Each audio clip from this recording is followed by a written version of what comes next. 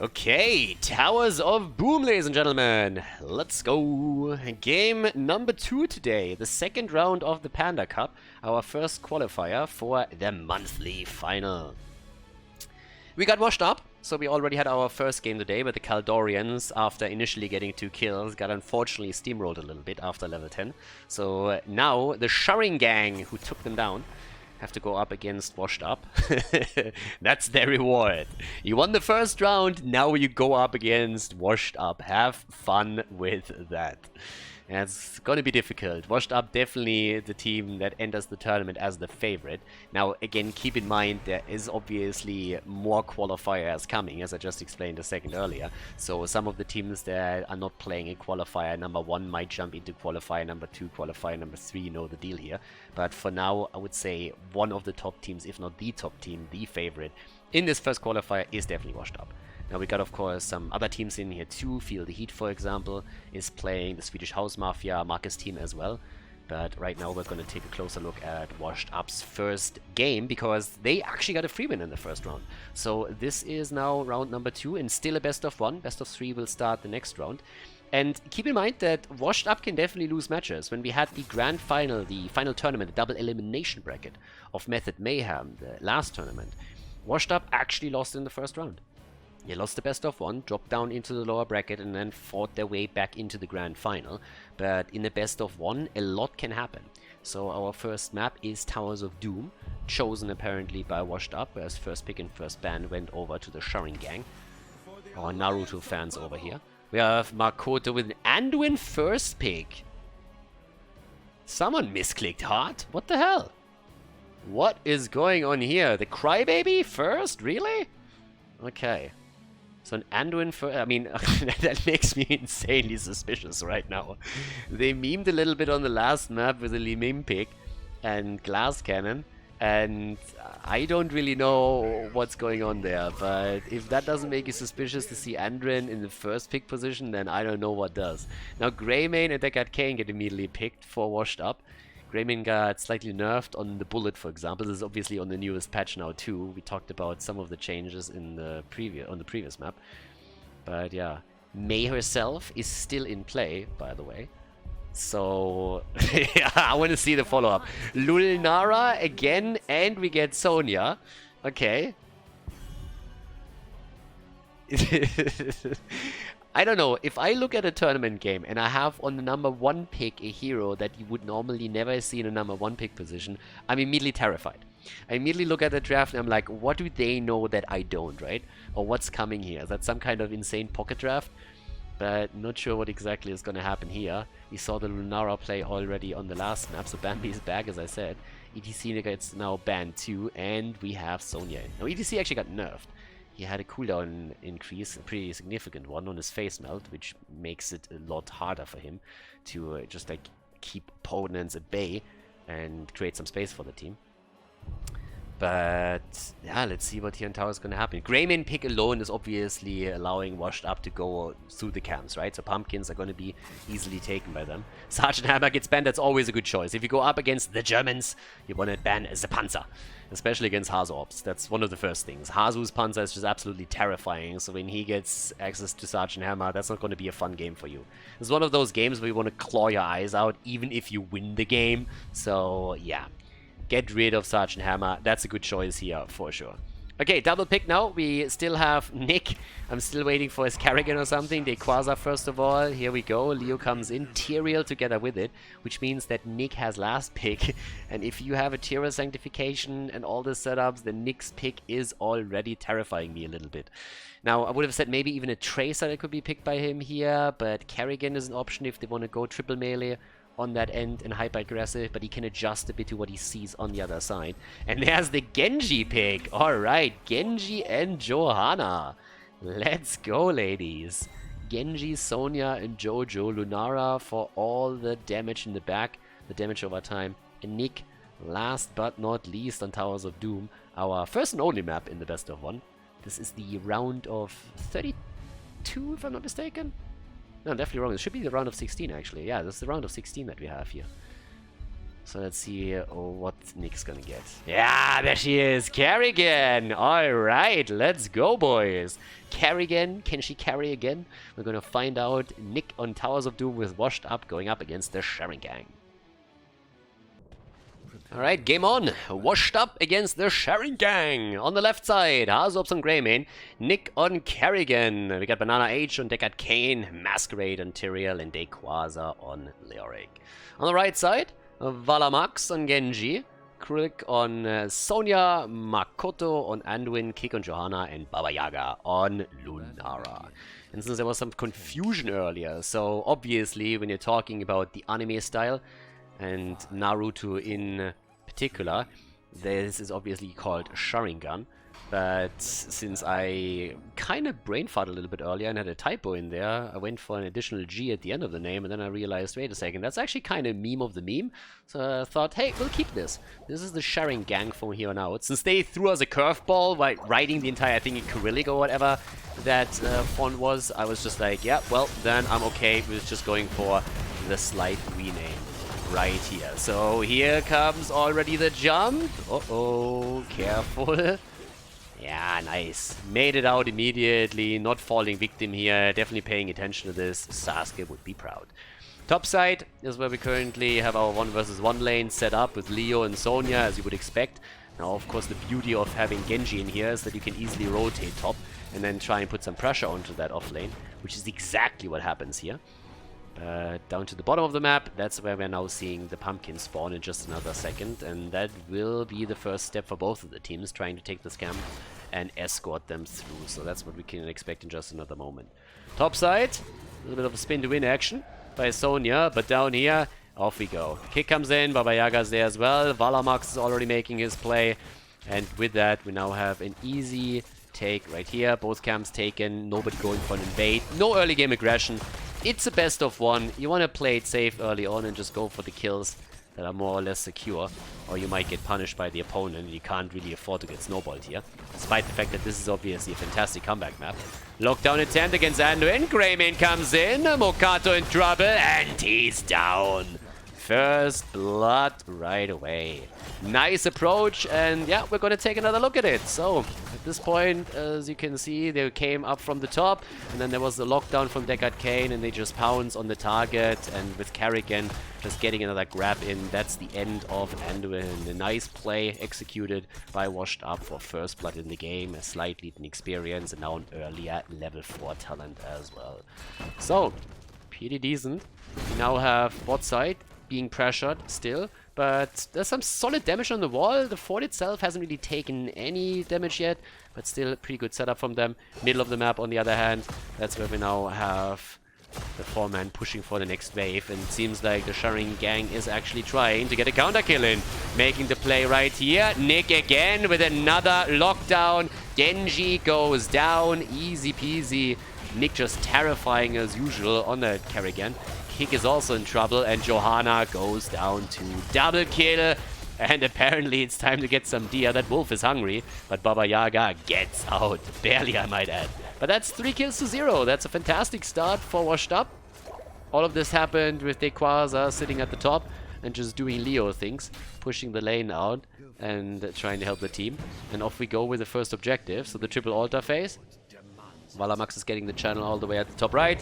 Down at the bottom of the map it's Masquerade, and towards the top left Dayquaza is interrupted, but I would be shocked if that wouldn't end up being another altar for the blue team.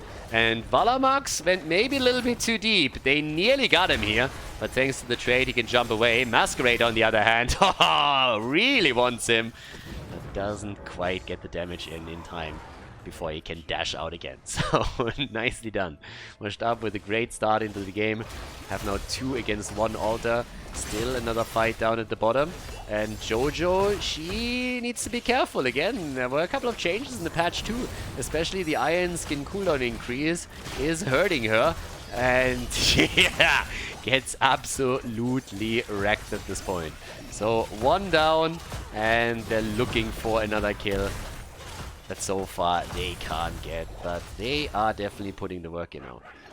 Yeah, so here the other kill that we just saw a second ago, jumping in and going for Jojo, and with all the tools that she has, she still couldn't get away from this one. Nick playing this once again pretty perfect, waiting for his combo, and that allows them to go for the camp here. So they take the kill, they have the upper hand in numbers, and they rotate to the pumpkin camp, steal it away from the opponent. So a lot of aggression and pressure from Washed Up coming through here. But that might just be the kill that they've been waiting for. Masquerade is low, and Masquerade, oh my god, gets out. Masquerade gets out, nicely done. Valamax falls, 1 kill, and maybe even 2. With Genji eliminated, the focus shifts onto Anduin, and he's dead as well. Even Lunara is in trouble, but she gets away. So, yeah, it's tricky. It's more than a little bit tricky. 6 kills to 0 and full-on control with a 1.5 level lead. It's pretty brutal. They're doing well here. Washed Up just showing once again why they're the top dogs in Europe here. So off we go. In the meantime, the rotation into the middle of the map where the altar spawns. One is of course active at the bottom of the map now too. On level 7 we got the Splintered Spear here. Genji actually going into perfect defense after Dragon Claw on level 4. Slight adjustments from him. Level 10 abilities are ready and Valamax is jumping out. Big crash at the bottom of the map as they're trying to go for Nick. But here comes Greymane! Oh, the Entomb! Beautiful! What a setup! 2-3 kills. Way too easy. What a beautiful combo. That flank from Dequaza was sexy as hell. They are all moving out, then all of a sudden, bam! 3 of them locked down. The Sanctification is there, and it's just kill after kill after kill. They rotated towards the fort immediately to drop that. So now we have the first bell tower at the bottom of the map converted. That's before the channel comes through. And that's shots fired here. 22 points against 36. Still no level 10 for the red team. What a fantastic setup here. Washed Up just... wow, I mean, seriously. They're crushing. Absolutely crushing. Easy, of course, since they were able to force the fight with them running heroic abilities against an opponent that didn't have level 10 yet. Now that we have the Sharingang on level 10, that might change. And we have Leap on Sonya. Okay, only question is she going to be able to use it to jump in or out? I can tell you who's having some trouble jumping out. That's actually Genji. So Genji gets attacked and is in trouble immediately, but it turns against Masquerade, who falls. Looks for the trade value and finds nothing. Sad story. Couldn't get a single explosion hit, but yeah, that didn't quite work out. But Nick again, oh my god. The leap. Not ready yet since Sonya isn't here, but we get the falling sword at least. Yeah, Kerrigan jumps in again. There's the X strike, and Nick survives. But we have a kill against Genji. And that one was so close that we're actually looking at it once more. Just look at this. Genji playing it out, diving in again, going for Kerrigan, and it's nearly the end of her as we see that X-Strike coming through, but Nick survives and they get the kill against Genji. It's just honestly one kill after another right now. We're looking at 12 in total and we're only 8 minutes in. 12 kills against 1 as the mid lane Sonya gets eliminated. The defense down at the bottom of the map is still securing the 5th bell tower for the blue team. So, oh, holy hell. We are looking at Storm City right now. Oh, another one. There we go. The kill against Genji to open it up. The old man with the ult. And there's another kill. There's the double. And, oh, baby, it's a triple. We get the triple kill, and I don't know, we're running from replay to replay here, but seriously, we just get one good highlight after another as the shots are getting fired all over the place. The channel happening now also here in the middle, but it's just brutal what's happening right now. 5 shots fired again, that puts us down to 14 points on the gore against 36, and in the middle of the map, they are converting another bell tower already. Dequaza and Nick with Leo and Kerrigan are dropping another structure. That's a 3-level lead right now. 3 levels. It's insane. If you look at the damage output, we're looking at 31,000 for Kerrigan. Nick can't stop, won't stop, not again. Anduin trying to save them, but they are terrified, and I would be too. Lunara still has some damage for the red team, but this is just scary as hell. That bell tower still belongs to them. They're trying to escort more pumpkins through that already are making it through the bottom of the map here. So that would be another 3 shots fired. They're even looking towards the middle, but this one at least gets reconverted. But these 3 shots are of course unavoidable, and that's 11 points on the core now.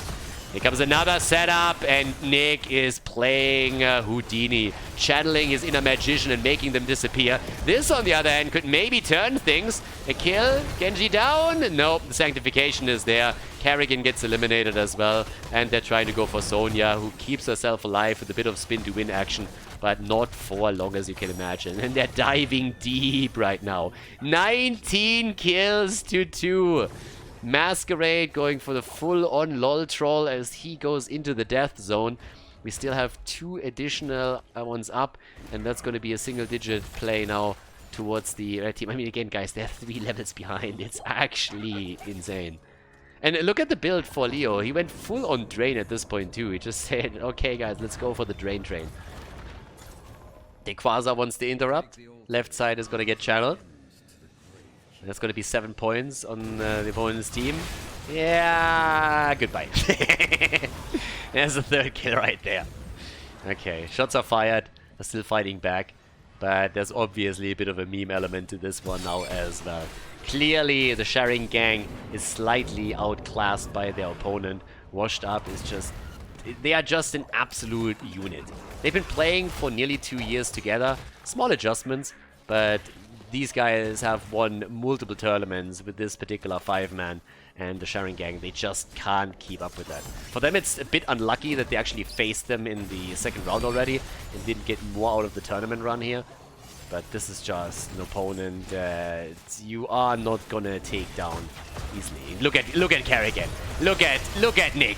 Nick is just hopping around like a bunny on speed, goes for the Chrysalis here to save his ass, but Anduin got taken down. And with the Sanctification, if you give not only Kerrigan but also Tyrael over to them, they are going to murder you. Kerrigan finally falls once. Even Nick can apparently die on that hero, but they kill 4 in the process. Screw that, it's a 5-man team wipe as they get wiped off the map. That's 24 kills to 4 now. And they're still diving in deep. Next objective isn't even announced. Theoretically, we could see a move for boss. We have still in the middle another bell tower clearly about to be taken. The old man over here with a potion set up, banana aged. There's the triple altar phase, and I don't know what to tell you, but 2 are enough. You get 2 of the altars and you win the game. Could take a boss, of course, too. Could maybe make a play with the pumpkins. So either way, this is gonna be rough here. Yeah, I don't know. They might have named themselves after the Sharingan, but they can't really predict the plays here. I can tell you that much. So apparently that ability doesn't really transfer over from the hidden leaf to the Nexus. Makoto, going for the channel top side, gets interrupted. Yeah, there's already a few shots. 1 single altar is now enough. Down here, they're going to try and go for the kill. Kerrigan is already taking the first victim at the top. But it seems like Genji, no, he gets actually out. But here's the shots fired, and that is game, ladies and gentlemen. That's Washed Up advancing to the next round of the Panda Cup Qualifier. GG and well played.